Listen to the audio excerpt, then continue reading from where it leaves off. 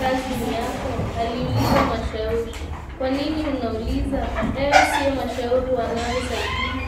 Hufai kuwa mahali kama Siaba alijibu kwa bezi. Unaanza kuwa jeuri. Wewe ndiwe unayeharibu watoto wa watu. Leo siku yako imefika. Mashauri alitamka na kuwaambia wale polisi na maafisa wafanyao kazi yao. Wale polisi waliingia shughulini. Walimtia Siaba juu. Alilalamika na kuwatusi lakini hawakutamka neno. Wengine waliingia katika majumba haya wakiandamana na wale wanawake. Waliwasaka chumba baada ya kingine. Walitibua starehe zao. Taharuki ikatanda. Wazee wenye vitambi na vijana wa kiume walitoka huko mjini. Wakaingia kwenye magari yao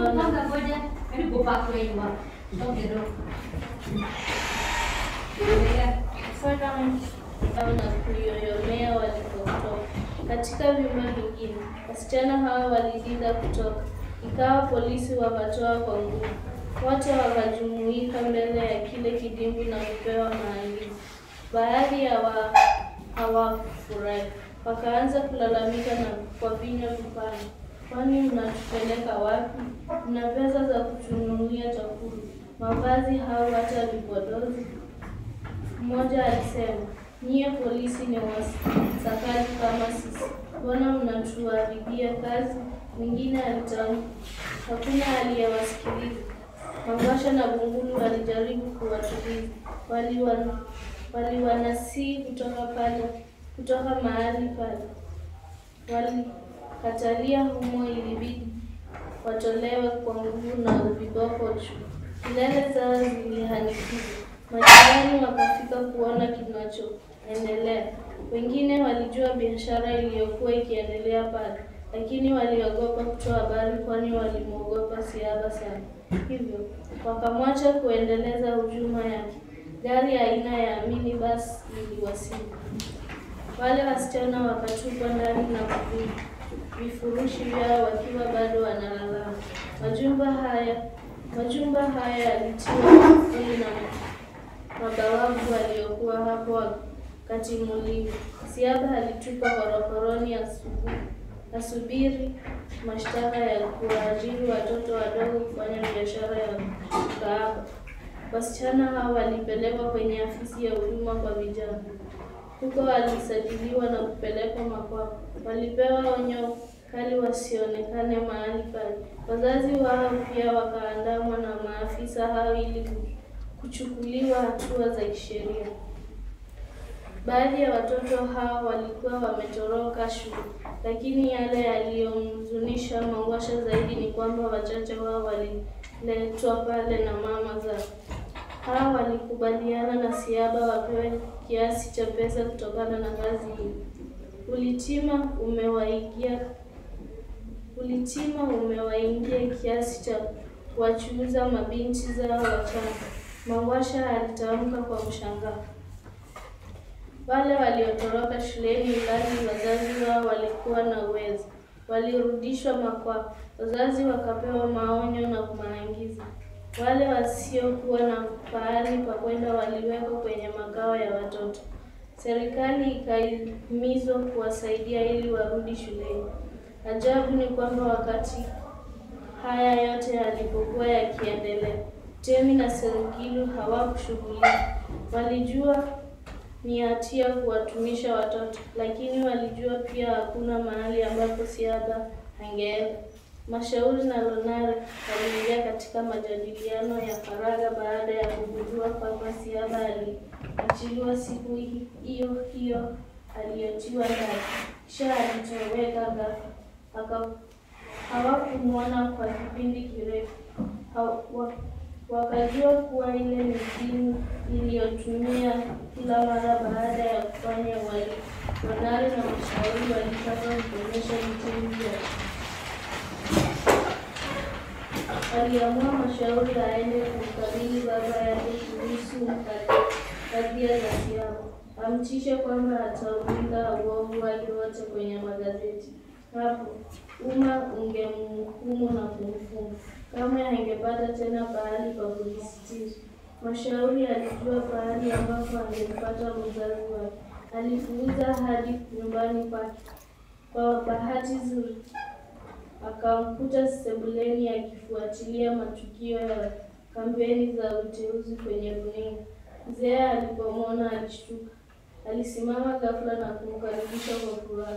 Sikiliza mzee, sikuja hapa kwa wema ndiposa ujulie mikono ili kunisahaulisha yaliyopita. Nimekuja kwa shari. Mashauri alitamka bila hata salamu.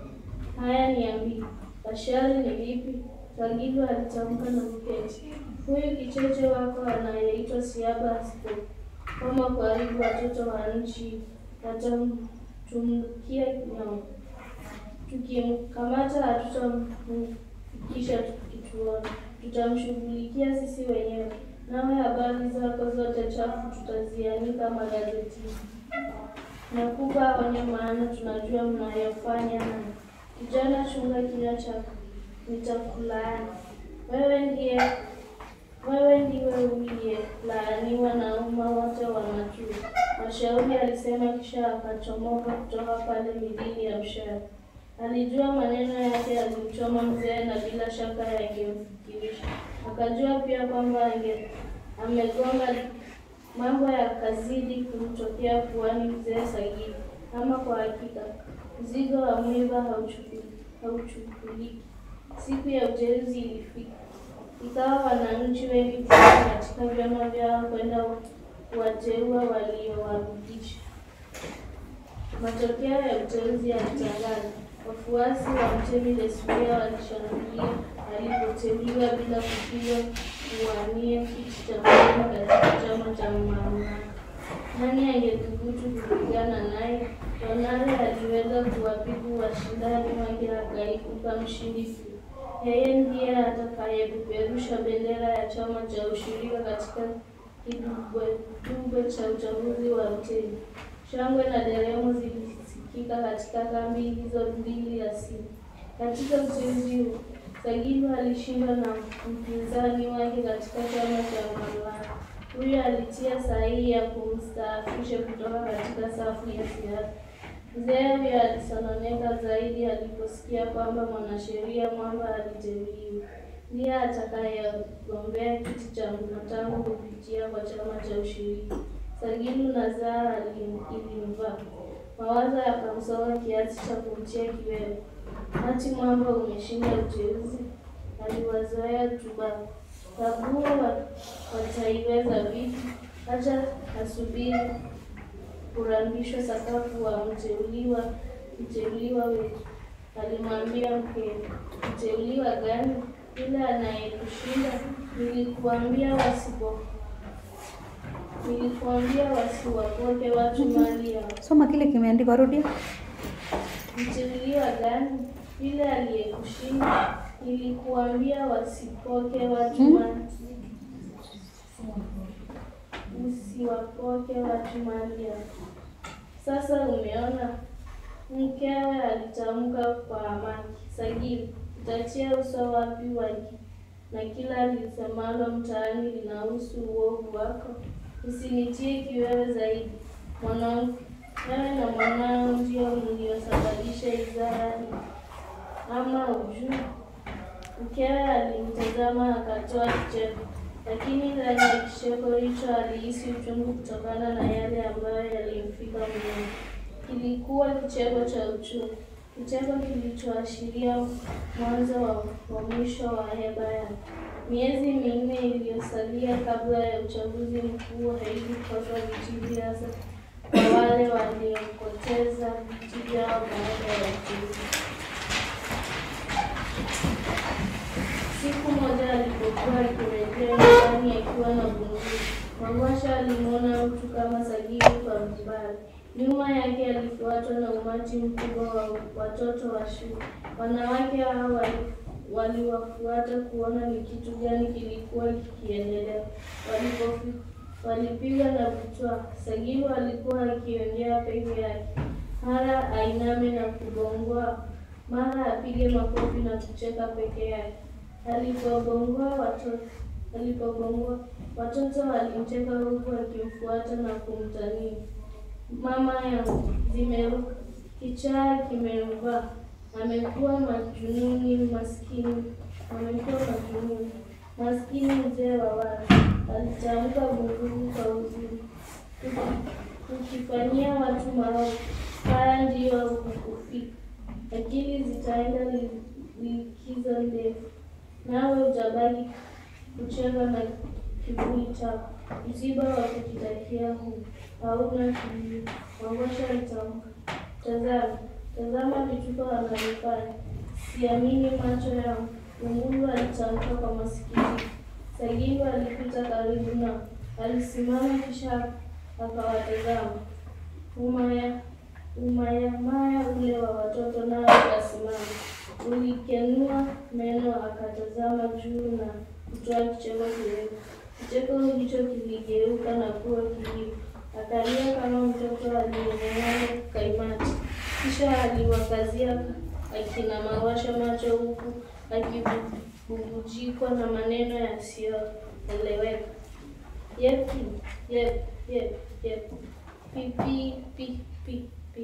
Pi. Aliposema haya watoto waliangua kicheko. Ghafla akaingiwa na furaha ya ajabu. Akaanza kuimba. Aliimba kama mpenzi wa nyumbani. Watoto nao wakamfuata wakimcheka. Akina mama hawa wakawafurusha. Waliwaambia si vyema kumcheka mgonjwa. Sagilu sasa alianza kutembea kwa haraka akielekea katika barabara kuu ya mji. Kutembea huko kukageuka kukawa mbio za ajabu. Alikimbia kama anayefukuza kitu. Akatokomea kwenye vichochoro vya mti. Nguo zake zilikuwa chafu na nywele zilitimka. Ndevu zilikosa huduma. Zikasokotana mithili ya kitanda. Mangosha alipomjulisha Mashauri kuhusu hali ya babake, huyu alimjibu astahili yake. Mkewe akamtafute ali. Sina baba mimi. Haya yalimshangaza sana Mangosha. Baadaye alifahamishwa kwamba hata mkewe alimtoroka, hali yake ilizorota. Wanaosema kabla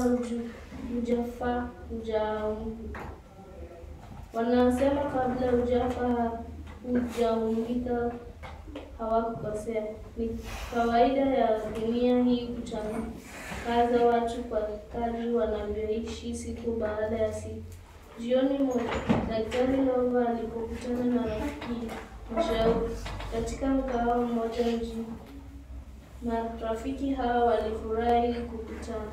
Wakati mwingine, Goswe aliungana nao kubarizi na kusimulia visa vingi vilivyokuwa vikitokea mjini.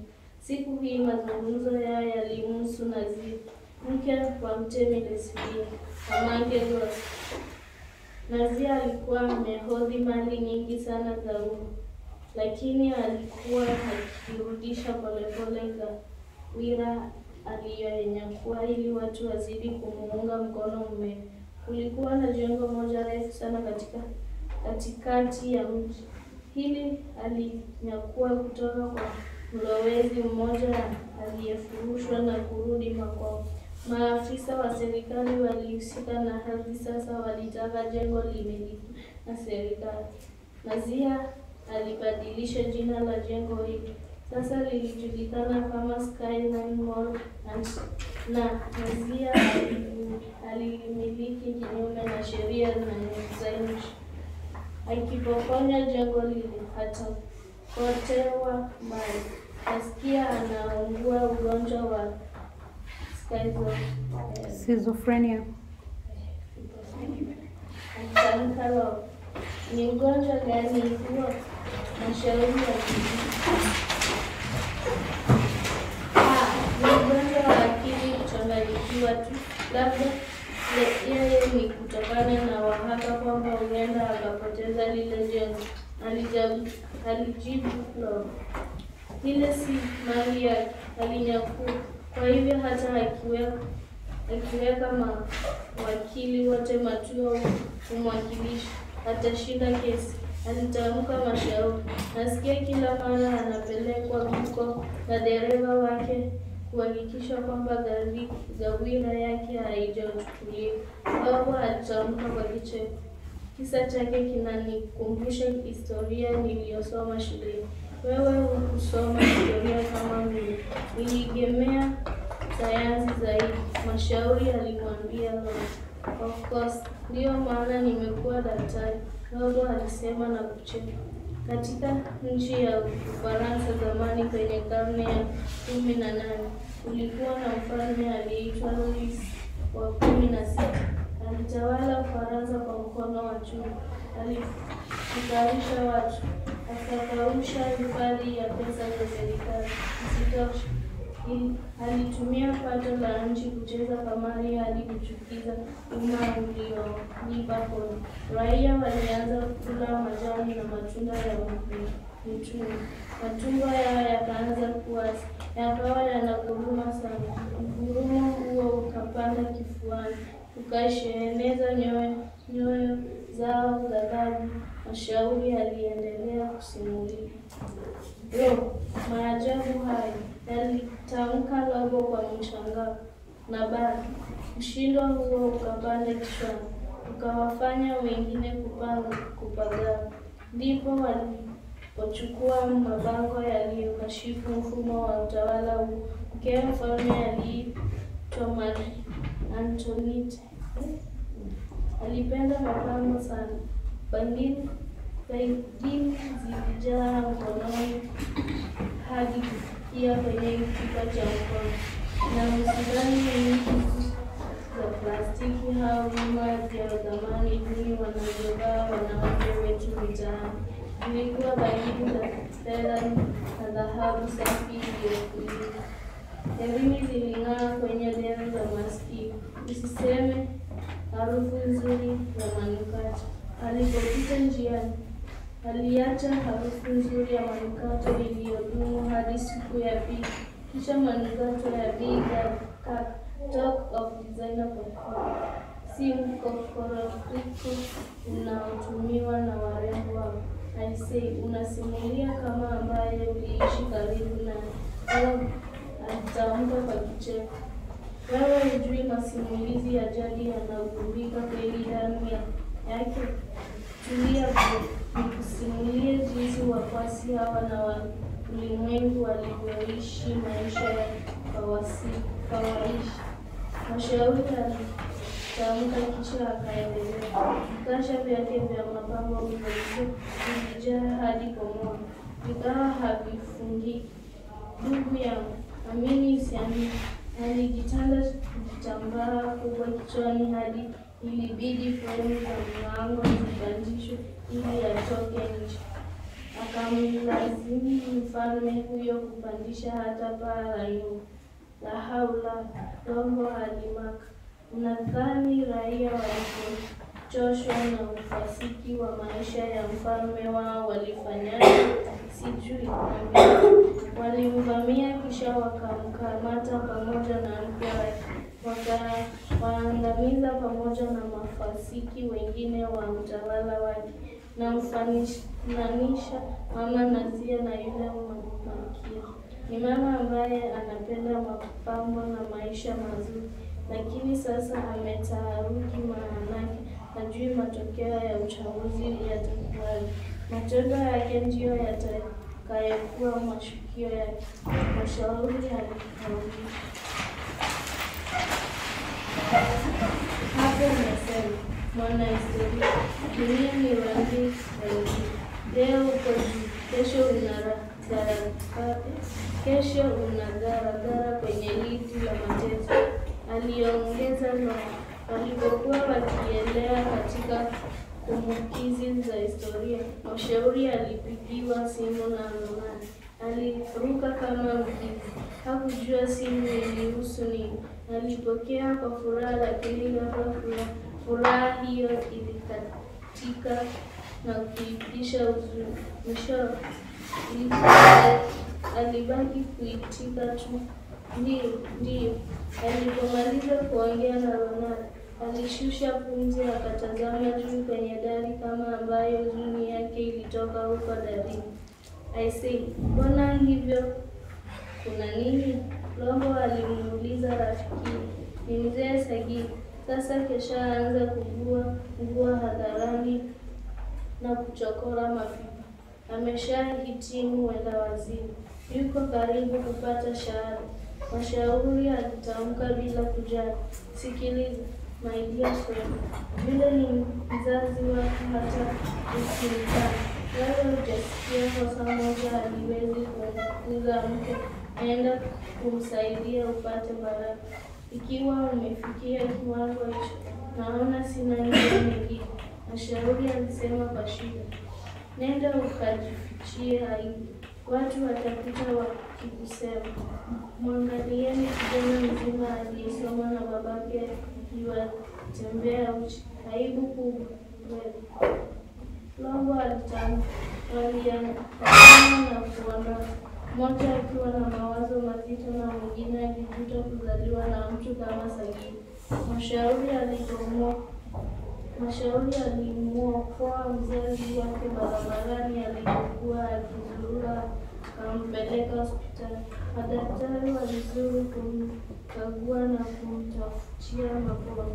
Siku zikapita na mzee huyo akaanza kuonyesha dalili za kupata nafuu.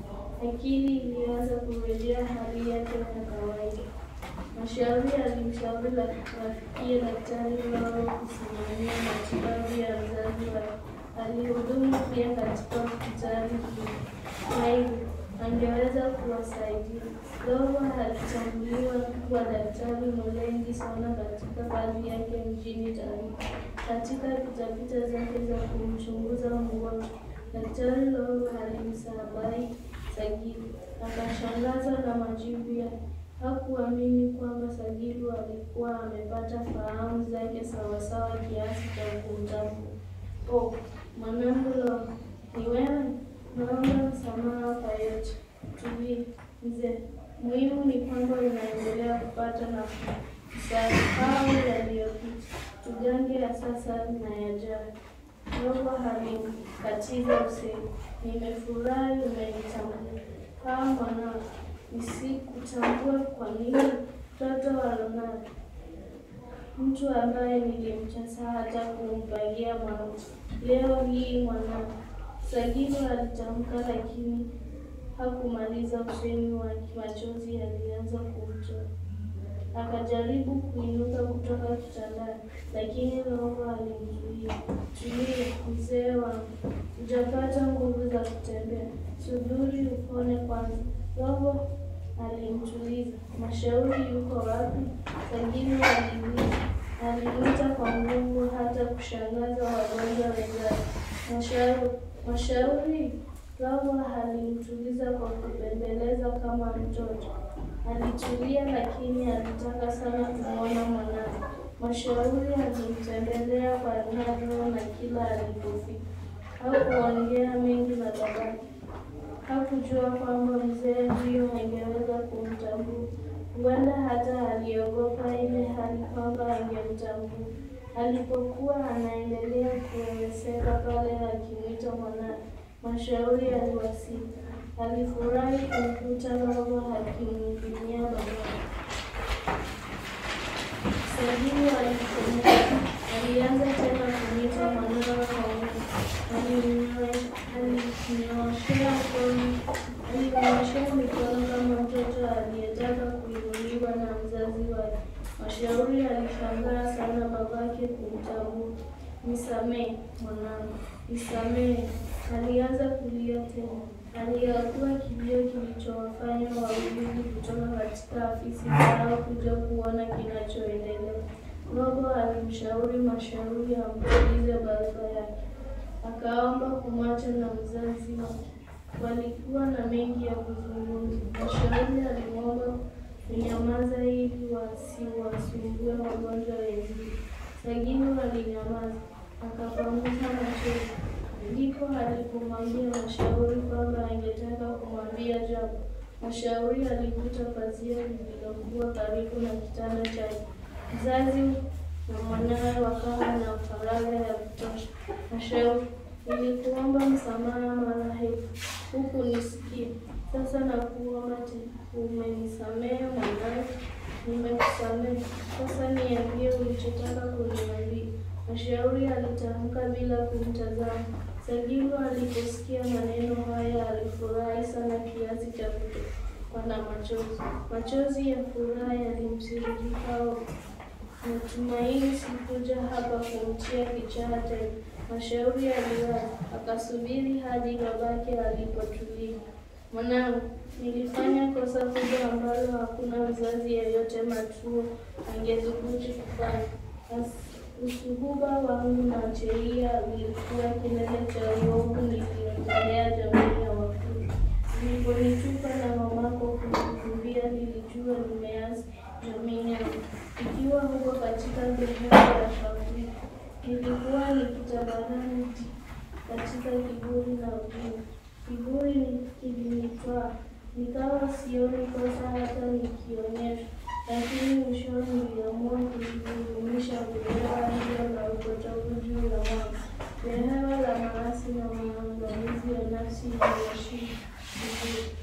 Alipotamka haya alisita, machozi yalianza kumtoka, akayababuka kwa viganja vya mikono yake. Wakati huu wote, Mashauri hakutamka neno. Alitulia chini kumsikiliza mwasi akigana makosa yake. Alikuwa amemchukia babake kiasi cha kutojali hata hali yake. Sagilu alipagusa kamasi ambalo lilikuwa likimtiririka na kuendelea.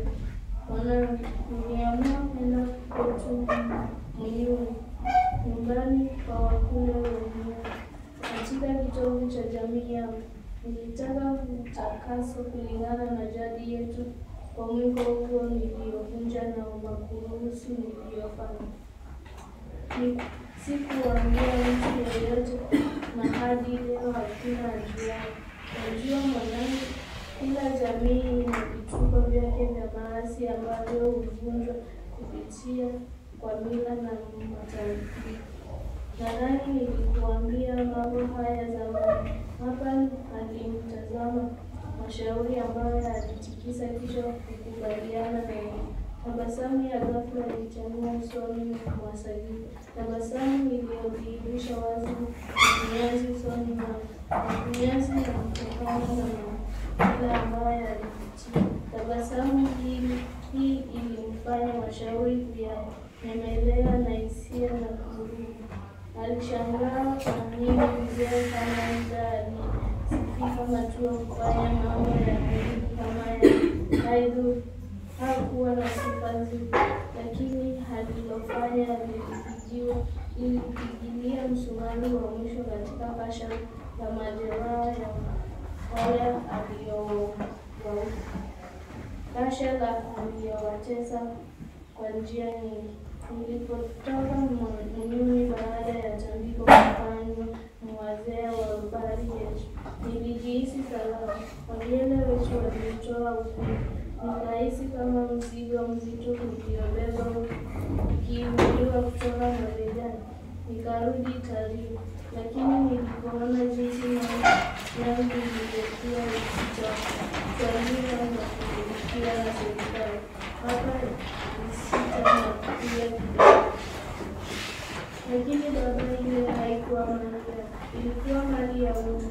Mashauri alitamka. Idara, ujue uchungu niliohisi. Baba mtu alitamka. Uchungu niliokusikia ukakufanya kuwa kinyango cha kuchekwa hata na watoto njiani. Mashauri alitamka bila kujali hisia za mzazi wake. Kisha aliaga na kuondoka. Chifu Mshabaha alipigwa kalamu na waziri anayehusika na masuala ya kiutawala. Hii ilitokana na matokeo duni ya uteuzi wa wajumbe. Ilidhaniwa kwamba hakumsaidia mtemi kupata ushindi wa wateuliwa wengi katika maeneo mengi. Kwa hivyo, angemwona Mshabaha aliyeshabihiana ukorofi na Sagilu mtu mfano wa mamba na kenge. Alimwambia mzee huyo kila alipomwona, ana uhusiano gani tena na majununi? Siku moja Mshabaha alimtembelea Mangwasha katika afisi yake. Mangwasha alikuwa amefungua afisi mjini ili kushughulikia vijana na watoto wa mitaani. Alipata ufadhili kutoka katika mashirika mbalimbali ya kuwasaidia watoto. Alihisi kwamba kizazi cha kesho kilikuwa kikiangamia taratibu. Mshabaha aliomba kuketi. Ombi lilipokubaliwa, Mangwasha aliuliza lililomleta pale. Mangwasha, ngumu hili kulala. Nimekuja kuomba msamaha. Mshabaha alianza, lakini Mangwasha akamkatiza kwa kusema, Mshabaha, sina haja ya msamaha wako. Kama una jingine sema na usikie. Samahani Mangwasha, nina shida kidogo. Naomba usaidizi. Sikuwa nikilipa ushuru katika biashara zangu. Sasa wanataka kunifunga na kunipeleka